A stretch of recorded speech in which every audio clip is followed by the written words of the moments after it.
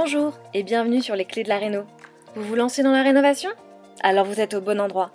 Les clés de la réno, c'est le podcast qui vous accompagne tout au long de votre projet pour aménager et décorer la maison ou l'appartement qui vous correspond. Je suis Alison, aujourd'hui architecte d'intérieur et décoratrice. Je vous propose ici mes conseils et mes astuces pour transformer votre projet en un intérieur beau, chaleureux et fonctionnel dont vous serez fiers. Je suis passée par là. Je sais ce que c'est que de devoir gérer une rénovation en plus de son quotidien. C'est pas toujours une partie de plaisir, mais ça en vaut tellement la peine au bout du compte. Seul ou avec un invité, laissez-moi vous aider à simplifier les étapes, vous apporter les clés dont vous avez besoin pour que votre projet se passe au mieux. Imaginez, vous saurez enfin par où commencer et comment faire les bons choix. Retrouvez-moi aussi sur Instagram, c'est tout simplement les clés de la réno podcast pour encore plus de partage et de retour d'expérience. Allez, on y va ?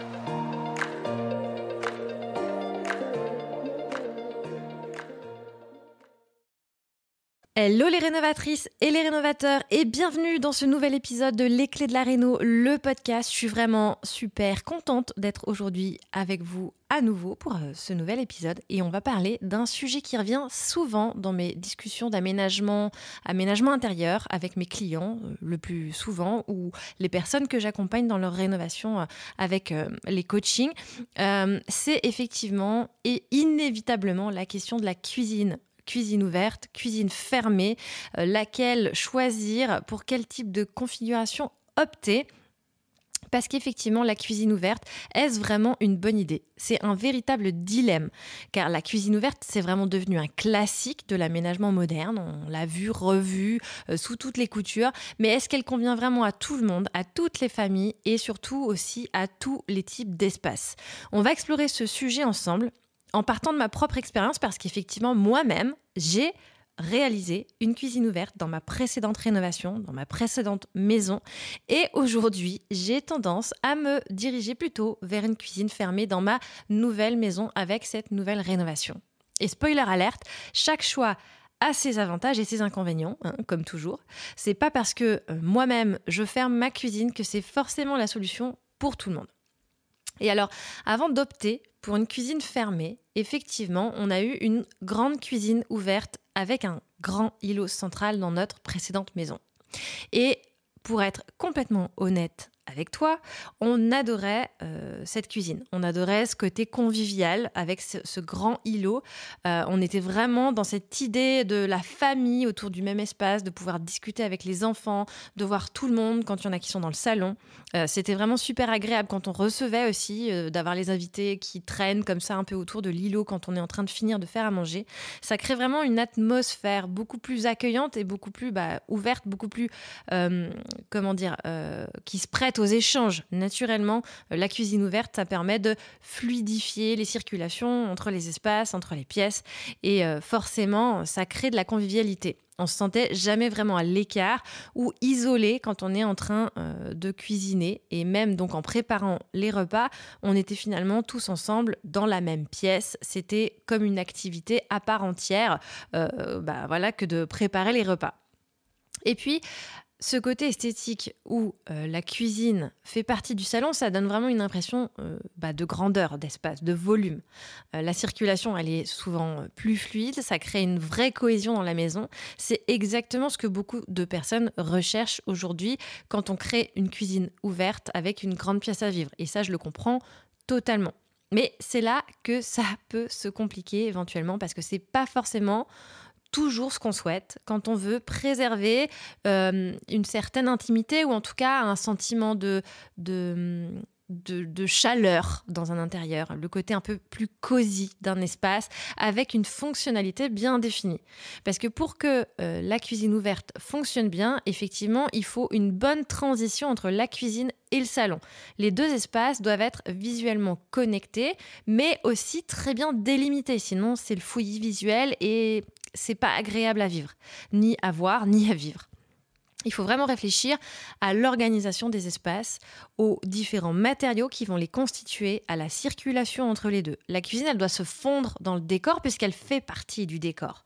Donc, elle doit vraiment se fondre dans la pièce à vivre, dans le salon, tout en gardant sa fonctionnalité. C'est là où, du coup, ça peut être un vrai challenge. C'est un défi si l'espace est limité et qu'il faut faire attention effectivement à optimiser l'agencement. Que ce soit aussi les électroménagers qui doivent être beaux, les rangements qui doivent être effectivement fermés le plus souvent si on ne veut pas qu'il y ait trop de bazar.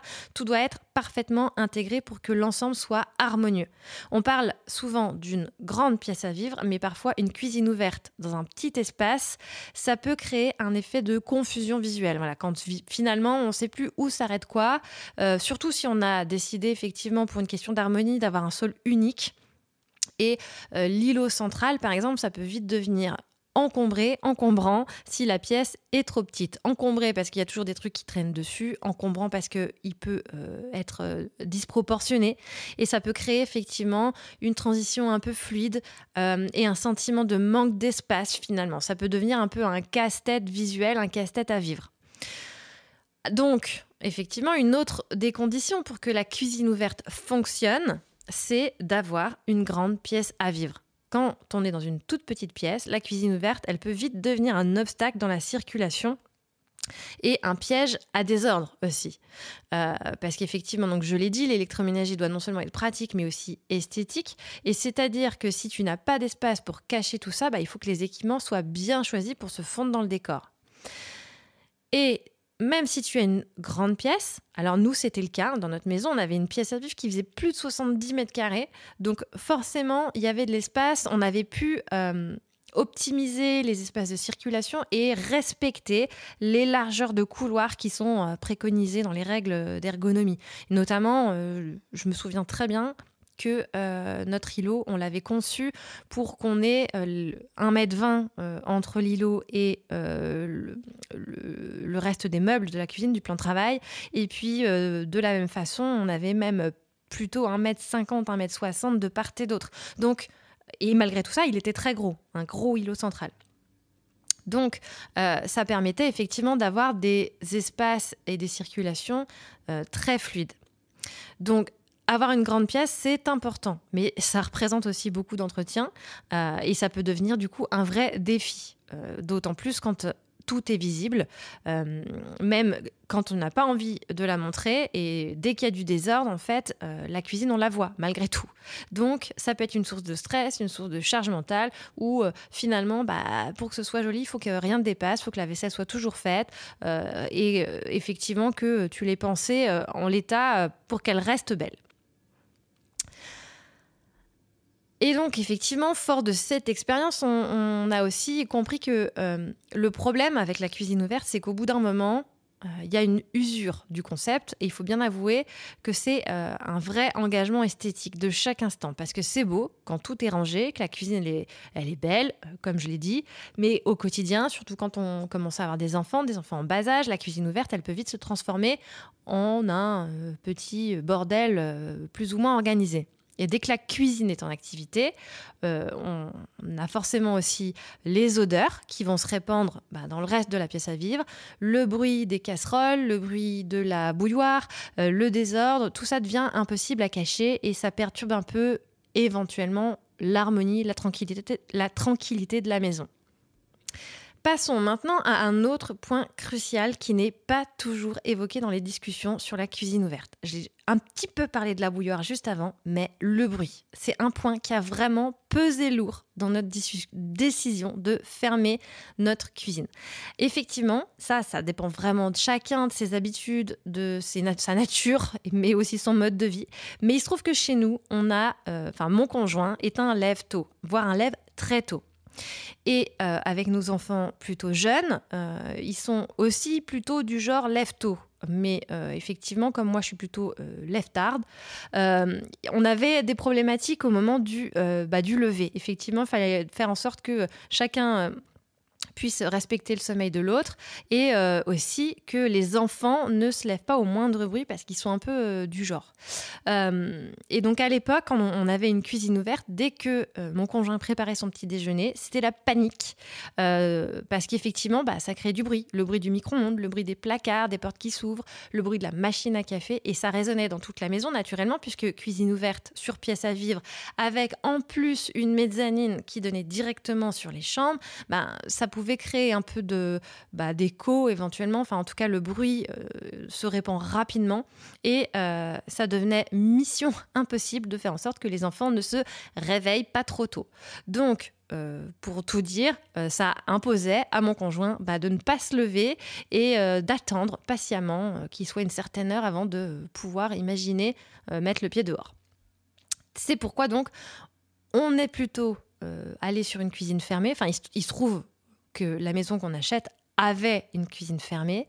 On a envisagé à un moment d'enlever la porte pour faire en sorte qu'elle s'intègre mieux au reste de l'espace. Et en fait, de nos discussions, de ces expériences, on en est venu à se dire que non, finalement, pour trouver une vraie tranquillité, nous, dans notre quotidien, en fonction de notre mode de vie, la cuisine fermée, c'était finalement une bonne solution. Ça lui permettait de faire le bruit qu'il veut et de se lever à l'heure qu'il veut sans réveiller toute la maison. C'est vraiment un aspect du quotidien qu'on ne réalise pas toujours avant de se retrouver dans cette situation finalement.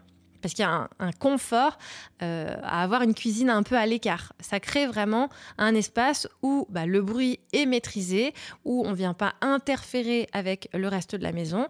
Et donc, ça concerne le bruit, mais ça peut concerner aussi les odeurs, comme on l'a dit juste avant. Et donc, où chacun peut aussi vaquer un peu à ses occupations sans aller déranger les autres. Et il faut bien sûr pas oublier que chaque famille est différente et que la question du bruit peut ne pas être un problème pour tout le monde. Et ça, je le comprends à 1000% évidemment. Mais pour nous, ça a été un facteur déterminant. Donc maintenant, si on parle cuisine fermée, puisque on a fait ce choix, pourquoi l'avons-nous fait ? Effectivement, c'était avant tout un compromis entre l'intimité que ça peut créer, le côté un peu cosy, la fonctionnalité et le confort. Bien sûr, on perd le côté super convivial qu'on avait avec notre cuisine ouverte et qu'on adorait tant, mais on y gagne en question d'organisation. C'est aussi plus pratique parce qu'il y a plus de murs, donc on peut aussi aller chercher plus de rangement et donc plus de fonctionnalité. Et dans une cuisine fermée, effectivement, comme tu as moins de visibilité sur le chaos, quand c'est le cas, tu peux éventuellement juste fermer la porte pour cacher le bazar. C'est quand même plus pratique. Il y a vraiment une séparation nette entre la pièce de vie et l'espace de la cuisine. C'est aussi un choix qui permet donc de mieux délimiter les rôles de chaque espace. La cuisine est vraiment un espace dédié à la préparation des repas et non pas un lieu où on doit constamment effectivement jongler entre les différentes activités. Et donc se retrouver avec des jeux dans la cuisine, les devoirs, les trucs qui traînent. Enfin bon, tu vois bien de quoi je parle. Et si tu veux aussi donc que la cuisine ne soit pas en permanence au centre de l'attention, peut-être parce que tu aimes cuisiner tranquillement, c'est vrai que la cuisine fermée, ça peut être une bonne option. Donc on a un peu évoqué les plus, les pour de chaque proposition. Mais bon, en fait, tout n'est pas tout blanc, tout noir. Il y a forcément des alternatives. Comment est-ce qu'on peut faire en sorte qu'on prenne le pour de chaque possibilité ? Parce que je sais qu'une cuisine fermée, c'est pas pour tout le monde, tout comme une cuisine ouverte, c'est pas pour tout le monde. Et peut-être que toi, tu as envie d'un compromis. Alors, comment faire si tu veux à la fois l'ouverture et le côté intime et cosy d'une cuisine fermée ? Et donc, c'est là qu'on a des solutions un peu hybrides qui peuvent répondre à cette problématique. Comme, évidemment, le fait d'aller créer finalement une cuisine semi-ouverte, semi-fermée, en tout cas fermée mais avec une transparence entre les espaces, et donc viendra la solution évidemment de la verrière comme possibilité effectivement d'intégrer la cuisine dans la pièce de vie tout en la maintenant fermée. C'est vraiment une super solution. On peut en plus aller jouer sur des types de verrières, des styles de verrières complètement différents, de la verrière atelier naturellement en métal, à la verrière en bois plutôt art déco, à la récupération d'une vieille fenêtre qu'on aura chinée et qui est patinée par le temps et qui peut du coup être réellement ouverte ou fermée selon l'envie. Vraiment, c'est ces éléments qui vont permettre de séparer les espaces sans complètement couper la vue. Bon, je parle pas du claustrat ou de éventuellement la demi-cloison qui peuvent également être intéressant dans certains cas, mais là, pour moi, on va être sur un compromis vraiment davantage ouvert puisque y a un vrai échange de matière, si on peut dire, entre les deux espaces. Le claustrat qui laisse passer l'air, la demi-cloison qui n'est pas complètement fermée. Voilà, c'est vraiment plus difficile d'aller fermer la cuisine si, à un moment, on a envie, contrairement à la verrière. Et donc, malgré tout, ces éléments, ces solutions hybrides vont vraiment donner une sensation de cohésion tout en gardant une certaine intimité. C'est vraiment l'avantage. On peut aussi effectivement opter pour des solutions un peu de transition comme un îlot ou un retour de bar qui vont permettre effectivement de fermer ou en tout cas de délimiter l'espace de la cuisine tout en restant ouvert. Ça peut effectivement s'adapter à certains espaces et notamment surtout à tous les petits espaces. C'est vraiment des solutions parfaites pour créer de la fluidité dans les espaces sans avoir une cuisine complètement ouverte. Et donc, ce que je vais te conseiller, moi, au final, ça dépend vraiment de ton style de vie, de l'espace que tu as, de tes priorités. Effectivement, l'idée, c'est vraiment d'aller évaluer tes propres besoins, tes propres habitudes, ta façon de vivre, comment tu vis dans cet espace de la cuisine, toi en tant qu'individu, mais aussi en tant que membre d'une famille. Comment vous interagissez et quelles sont vos priorités en fonction de ça. Si tu adores recevoir et que tu as vraiment une grande pièce à vivre, effectivement, la cuisine ouverte peut être un excellent choix. Mais si tu es plutôt du genre à aimer le calme, la tranquillité, à éviter les bruits matinaux ou simplement à garder un peu de recul par rapport à la cuisine dans le sens où tu préfères être un peu tranquille quand tu veux cuisiner, peut-être qu'une cuisine fermée, elle sera plus adaptée. En tout cas, ce qui est certain, c'est que quel que soit ton choix, l'essentiel, c'est de faire en sorte qu'elle réponde vraiment à tes besoins et qu'elle te facilite la vie au quotidien parce qu'effectivement, la cuisine, on y passe quand même énormément de temps.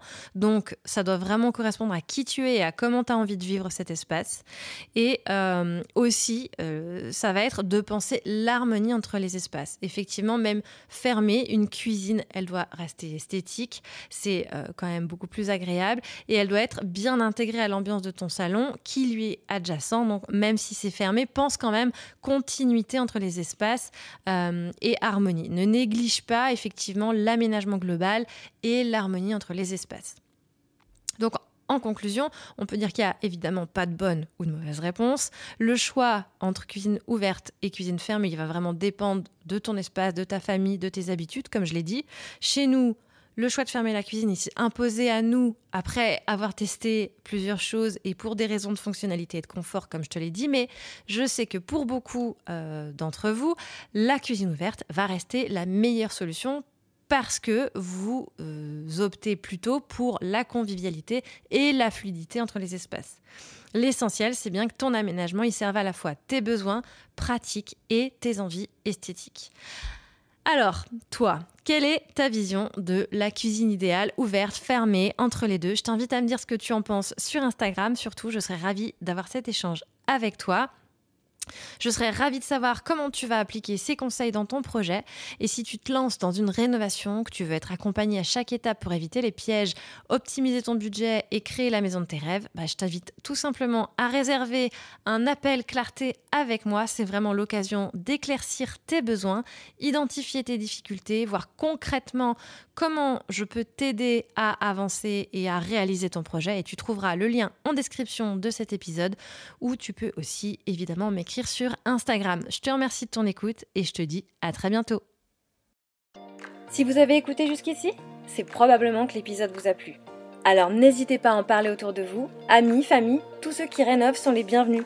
Vous pouvez aussi évidemment laisser un commentaire sur Apple Podcast ou une note 5 étoiles sur Spotify. Et si vous souhaitez être informé des prochains épisodes, n'hésitez pas à vous inscrire à la newsletter ou à me suivre sur Instagram.